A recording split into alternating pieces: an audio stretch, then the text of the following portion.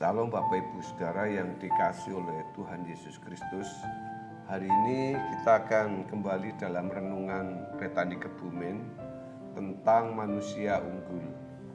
Di dalam Ibrani pasal 11 ayat 6 tertulis, tetapi tanpa iman tidak mungkin orang berkenan kepada Allah, sebab barang siapa berpaling kepada Allah, ia harus percaya bahwa Allah ada dan bahwa Allah memberi upah kepada orang-orang yang sungguh-sungguh mencari Dia. Apa sebenarnya yang dimaksudkan iman di sini? Iman adalah dasar dari segala sesuatu yang kita harapkan dan bukti dari segala sesuatu yang tidak kita lihat. Kalau kita memperhatikan iman yang dibicarakan dalam Ibrani pasal 11, ini adalah iman yang dimiliki atau dari orang-orang yang hidupnya luar biasa. Sebelum ayat ke-6 dari ayat 1 disebutkan mengenai Habel, Nuh, Henokh, Abraham, Ishak, dan Yakub. Mereka adalah orang-orang istimewa, orang-orang yang benar-benar unggul.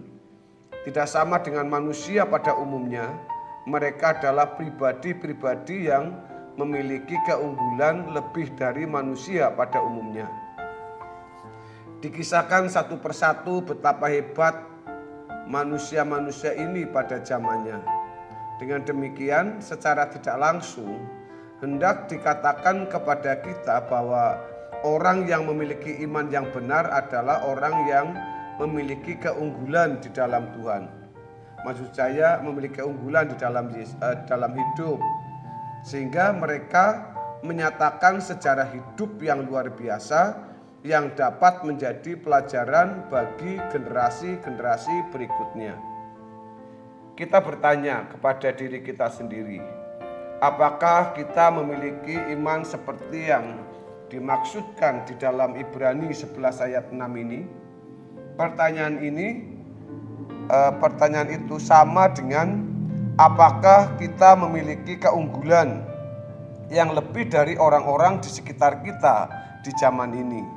Ini yang jadi masalahnya.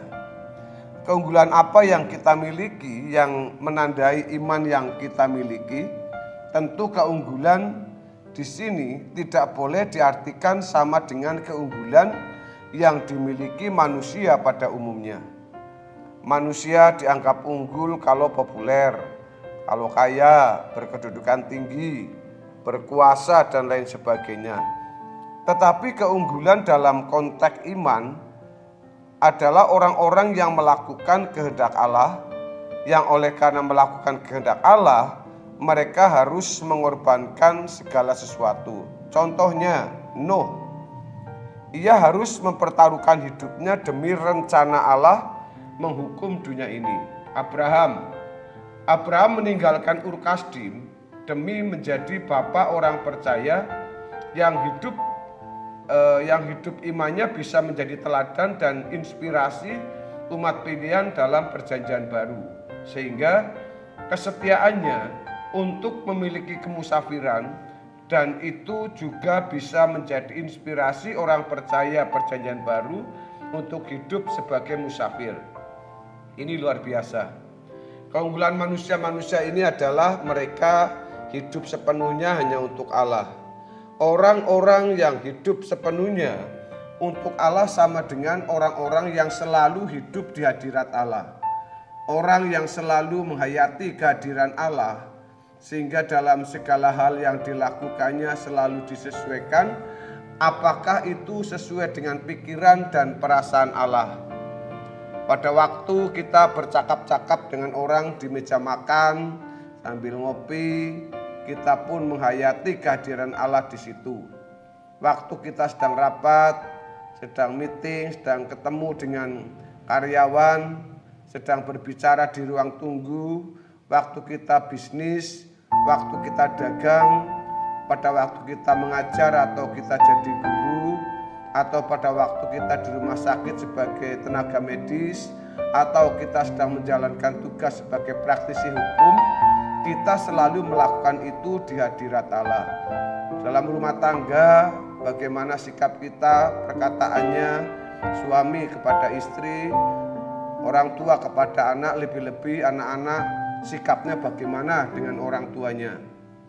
Kita tidak melakukan sesuatu supaya kita terhormat, dihargai manusia, atau kita memiliki keuntungan atau supaya kita menjadi orang yang populer.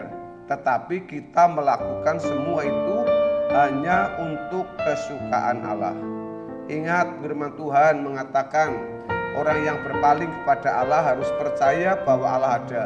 Sebab tanpa iman tidak mungkin orang berkenan kepada Allah. Ingat itu. Orang yang berpaling kepada Allah harus percaya bahwa Allah itu ada.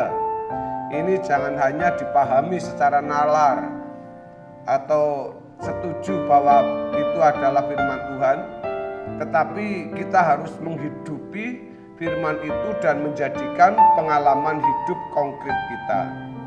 Kalau kita membaca tokoh-tokoh iman yang disebutkan sebagai orang beriman dalam Ibrani pasal 11, Habel misalnya, dia memberi yang lebih baik. Ini bicara soal sikap hati. Henokh bergaul dengan Allah di tengah-tengah masyarakat di ujung dunia yang mau dihancurkan di zaman Nuh, di mana orang-orang berlaku sangat jahat. Tapi Henokh berjalan dengan Allah. Abraham tentu, Nuh hebat sekali.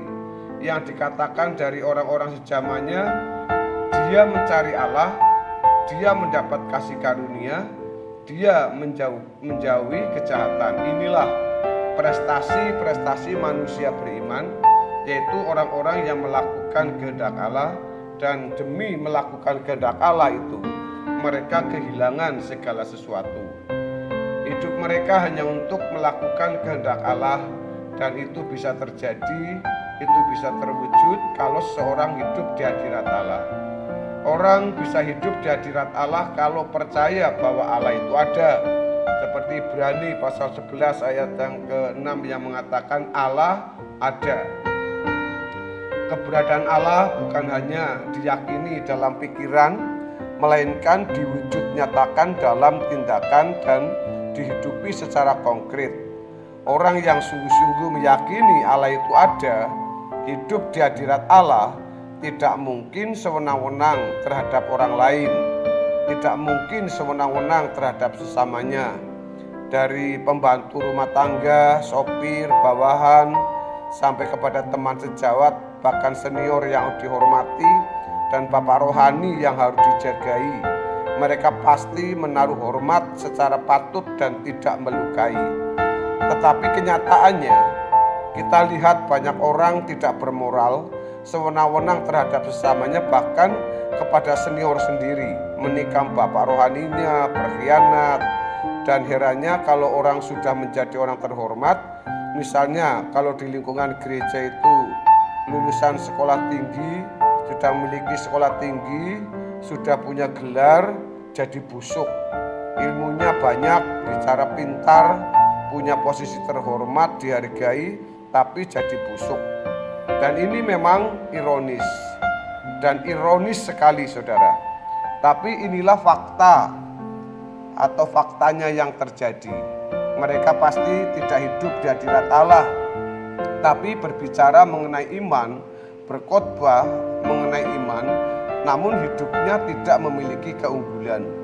Dia merasa punya keunggulan dengan gelar dan jabatan itu, dengan kekayaan, padahal keunggulan yang sesungguhnya yang Allah kehendaki adalah kehidupan yang tidak melukai sesama, termasuk dalam keluarga. Mari kita saling menghormati, menghargai siapapun dia. Istri ada Tuhan, suami ada Tuhan, orang tua ada Tuhan, anak-anak ada Tuhan, pembantu ada Tuhan, dan semua yang mengasihi Tuhan itu Tuhan akan menyertainya. Jadi Bapak Ibu, mari kita belajar hidup yang menjadi berkat bagi orang lain, dan semuanya itu pasti akan menyukakan hati Allah. Saudara, kiranya kebenaran firman Tuhan memberkati Anda dan saya hari ini, dan saya selalu berdoa sehat, kuat, dan selalu dalam berkat dan perlindungan Tuhan. Tuhan Yesus memberkati kita semua. Haleluya. Amin.